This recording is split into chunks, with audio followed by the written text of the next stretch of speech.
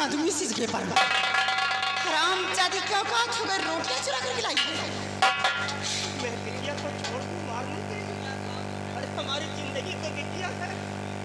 अगर बिटिया को मारना है तो तुझे पहले मेरे लाश से गुजरना होगा। तू पहले मुझे मार, मेरे मरने के बाद ही तू हमारी बिटिया। तो बात तेरी वो भी ख्वाहिश पूरी कर दूंगी मैं। हराम जादे तेरी लाड प्यार की वजह से इतना ये चोरी करने की औकात की है चंदा देवी के हाथ।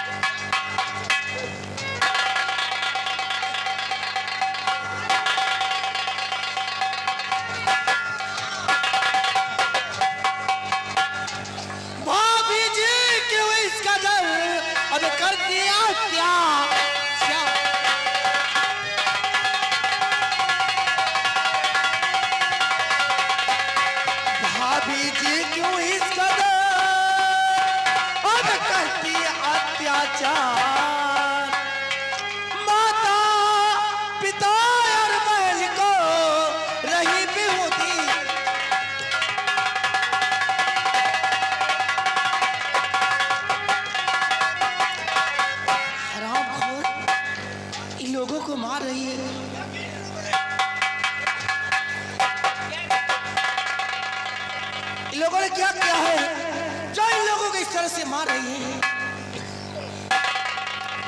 गुनाह जानना चाहते क्यों रे? हाँ, बात छोड़ी बहन से कि रोटियां क्यों चुरा कर खिलाए? बहुत से रोटियां चुरा कर लाई, रोटियां चुरा कर लाई तो इसलिए मार रही है। अरे रोटियां चुरा कर लाई है तो अपने घर से लाई है, किसी कैर के घर से नहीं लेकर आई है। रोटियां चुरा करके लाई अपने घर से लेकर आई। हाँ, कमाता कौन है रे? कौन कमाता है? मेरे पति कमाते तब घर के अंदर रोटियां खाने के लिए मिलती है। और सबसे पहले तो ये बोल रही मैं मारती तो अपने ससुर जी को मारती हूँ, मारती तो अपने सासू जी को मारती हूँ। बीच में बोलने वाला कौन होता रे? कौन होता बीच में बोलने वाला? कौन सा मेरे पति का सगा भाई है तू? तू तो मेरे पति का चाचा का लड़का, कोई सगा देवर मेरा नहीं है। ऐसा मनहूस औलाद है, जन्म लेते अपने माँ बाप को खा बैठा और आज इन लोगों के बीच में हमदर्दी जताने के लिए आ गया। क्यों रे? चुप हो जाओ भाभी जी। जन्म लेते ही नहीं, जब मैं 3 वर्ष का था तब मेरे माता पिता मुझे छोड़कर इस दुनिया से चले गए और इन लोगों के बीच में बोलना कोई नहीं होता। अरे इन लोगों के बीच में ये जो मां अंधी है ना, अंधी होकर भी मेरा पालन पोषण किया और बाबूजी ने मुझे पढ़ा लिखा कर अपनी बराबरी का कर दिया। इन लोगों पे जुल्म हो और मैं बोलूं ना भाभी जी, मैं मानता हूं कि आपके पति कमाते हैं, लेकिन ये जो हवेली देख रही हो ना, इस हवेली में मेरा भी अधिकार है। और जो 200 बीघे जमीन है उसमें 100 बीघे मेरी जमीन है और 100 बीघे जमीन दादाजी की है। मुझे मेरा हिस्सा दे दो, मैं खुद इन लोगों को बनाकर कमाकर खिलाऊंगा। और याद रखना, आज की बात अगर इन लोगों पे हाथ उठाया तो एक हाथ उठाकर तुम्हारे दूसरे हाथ में दे दूंगा। बहुत ऊंचे सर में बात करते हुए हिस्सा देने लेने की बात आ गई हवेली पर। ले लेना चंदा देती दे देगी। एक बात समझ लेना, जिस दिन सवेली पे हिस्सा लेने के लिए आना, जिस दिन सवेली पे हिस्सा लेने के लिए आना बिमल सिंह, साथ में कफन लेकर आना। ये चंदा देवी गड्ढा तैयार रखेगी सिर्फ हिस्सा देने के लिए। और इन लोगों को हिस्सा क्या मिलेगा? इसी वक्त तेरे परेशान होने की जरूरत नहीं है। तुम लोगों के हिस्सा में यही थाली है, गांव के अंदर भीख मांगो, सवाल के अंदर कुछ नहीं मिलेगा। ये लोग भीख मांगेंगे?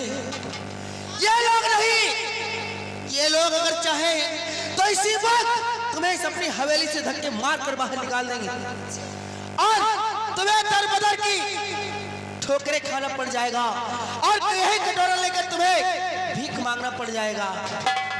इन लोगों की बात करो। भीख तो तुम मांगोगी, ये लोग नहीं मांगेंगे। ये लोग तो इसी हवेली में बैठ कर खाएंगे, फिर भी कम नहीं पड़ेगा। भीख तो तुम मांगोगी। ये तो विमल सिंह कि कौन गली गली भीख मांगता है और कौन है सबराम की जिंदगी जीता है।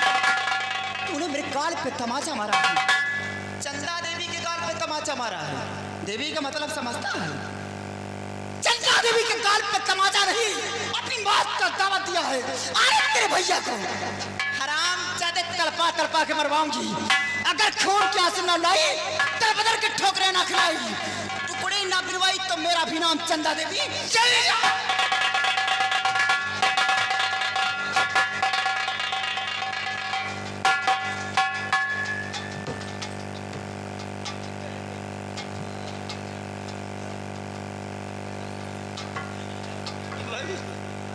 आज तो तूने सारा कर्ज उतार दिया रे, सारा कर्ज उतार दिया। मैंने कभी पुरखों की जायदाद को नहीं बिगाड़ा बच्चा। एक एक रुपया जोड़ करके मैंने ये महल खड़ा किया है। दूर दूर के लोग देखने आते थे कि जमींदार का कितना आलीशान महल बना है। आज उसके बदले में ये खाली ठीकरा मुझे मिल गया। बाबूजी, आप लोगों ने मुझे पाल पोस कर सयाना किया और आप लोगों पे जुल्म हो कि मैं बर्दाश्त नहीं कर सकता बाबूजी।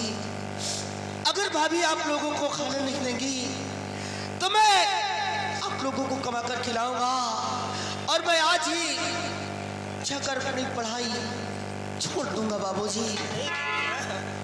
पढ़ाई मत छोड़ना बेटा, ये तेरी जिंदगी की बात है। तेरा सारा कैरियर चौपट हो जाएगा बच्चा। महीने दो महीने की बात है, इम्तिहान दे दे और उसके बाद में जो जी में आए वो करना, लेकिन इम्तिहान के पहले घर को मत छोड़ना बेटा। वाह बाबूजी, आपको हमारी कैरियर की लगी है, हमारे इम्तिहान की लगी है और आप लोगों पे इतना जुल्म उठाया जा रहा है। नहीं बाबूजी, मैं अपनी पढ़ाई छोड़ दूंगा, मैं आप लोगों को कमा कर खिलाऊंगा बाबूजी। चलिए आप। विमल, बिटिया का ख्याल रखना। मैं नहीं बचा पाऊंगा, मुझ में ताकत नहीं है। जानवर की तरह मारती, इसके गले पे पैर रख दिया था, इसकी आंख निकल आई थी, मार डालेगी हमारी। बाबूजी, हमारे रहते हुए मैं बहन को कुछ नहीं होने दूंगा बाबूजी। चलिए आप।